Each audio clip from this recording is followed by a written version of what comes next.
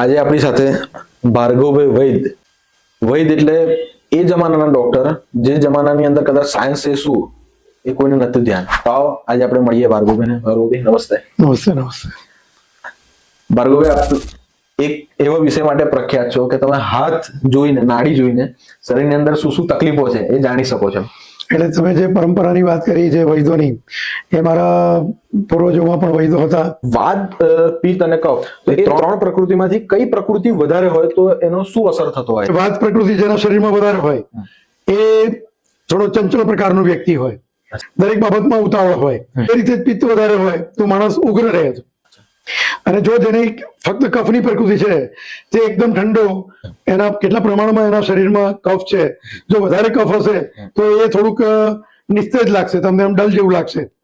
એ ત્રણ ઔષધિ ભેગા કરી અને એ જો આપવામાં આવે તો એ કફની પ્રકૃતિ વાળા માટે થોડુંક એનું જે બેઠાનું જીવન જેવું લાગતું હોય, એ ડલનેસ લાગતી હોય, એ 3-6 મહિનાની અંદર પોતે એક્ટિવ થવા માંડે.